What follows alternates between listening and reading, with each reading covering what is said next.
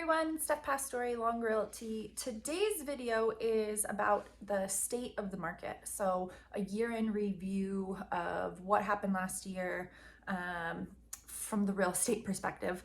And we have these, our company put out these incredibly detailed state of the market reports. It's about 10 pages full of stats and helpful info. If you're considering buying or selling, or even if you're in a house and you want to know what's going on with the market, you're a renter thinking about maybe becoming a buyer, it's just filled with information. So if after this video you want to hear more information, please just send me your contact info and I'll be happy to email you over a copy of the full report. Today I'm going to go over the stats specifically for Tucson and Southern Arizona. So I hope you like what you hear. Basically, the long and the short of it for last year was that buyers realized that they were untethered to a specific location, right? Because now everybody's working from home. So maybe you don't need to be in the city you thought you had to be in. They're looking for more affordable areas. Interest rates are super low, historic lows. We'll cover that later. So now is a great time to buy if you can find a house. And so there was just a lot in play that led to it being a huge year for real estate. Sales were up, total volume, everything was sort of up, and it was a little bit unexpected.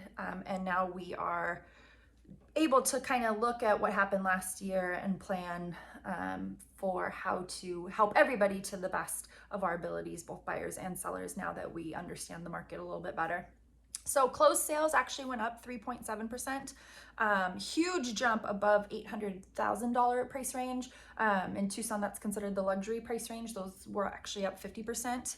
But inventory was at historic lows. That was down 50%. Well, what does that mean? That means at any given time, the number of houses available on the market were down 50% on average of what it was the year prior.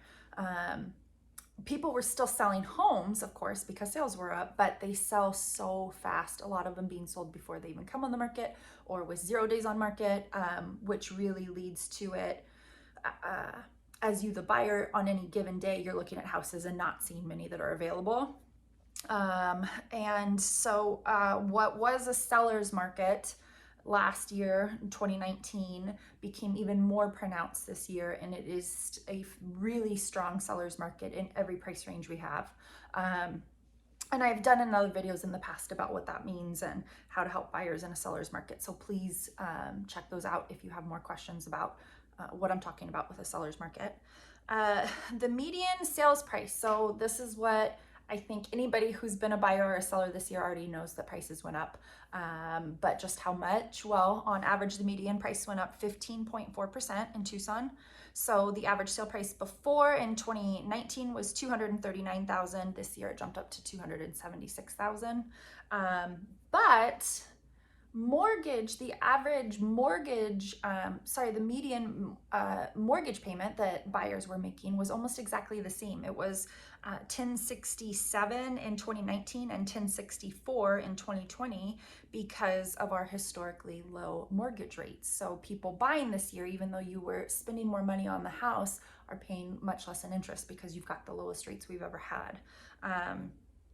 Let's see what else. So speaking of the rates, they were under 3% for a 30-year fixed for most people, which is historically low.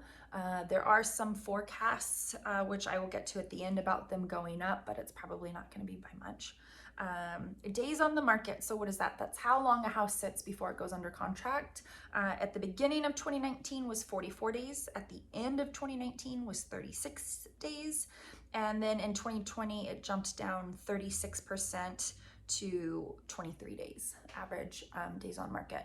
Now, that's important to remember if you're thinking about being a seller. A lot of people have held off on putting their house on the market because they are concerned about COVID, understandably. And so while we have lots of systems in place, lots of buyers don't even step foot into the house until they're under inspections, masks, sanitizer, booties, we do everything. So we have ways to keep you safe, but it's also important to remember that likely your home's not even gonna be on the market that long. There are not gonna be people sort of traipsing through your house if you're living in it for months and months while you're under contract.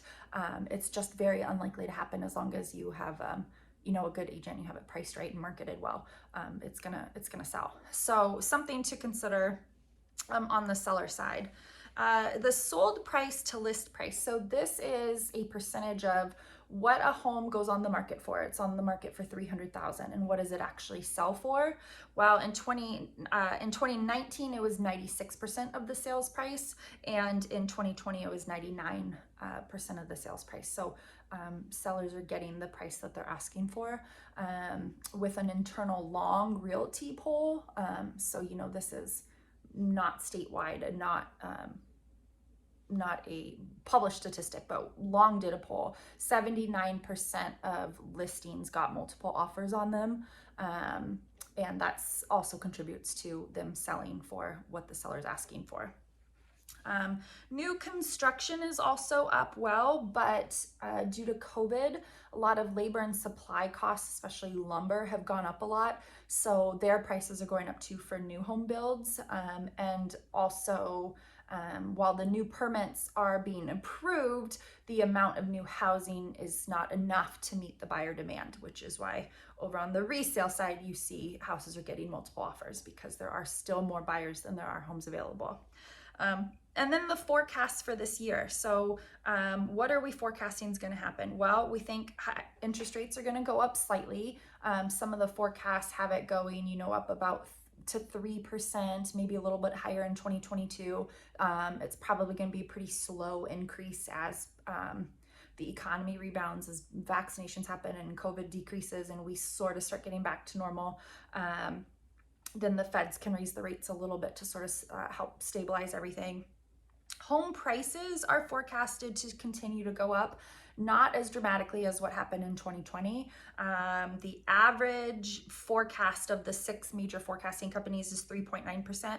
For Tucson, that's a little bit higher. They are forecasting that our home prices will continue to go up about 4.5% this year. And we expect people to keep pouring into Tucson because while prices do continue to grow up, we are still a really affordable town. Personally, anecdotally, I have had plenty of clients who's are first-time home buyers or lower income buyers who have bought in the $200,000, $250,000 range, as well as, everybody else. So it still can happen. It just means that you've got to find out ways to be competitive. And I think all of the agents out here are working really hard on both the buyer and the seller side. We know it's chaotic. We feel it, we get it. So we're doing everything we can on both sides to really try to make it as smooth as transaction as possible. We find ways to get buyers into homes that they love. It just takes a little bit of work and it takes a little bit of time. But yeah, that's it. If you would like a copy of this, which covers so much more information than I even did today, please feel free to reach out, give me a call, give me an email. My phone number is 520-444-8175. That's it. If you have any questions, ask below. And if not, I hope you all have a good day. Talk soon. Bye.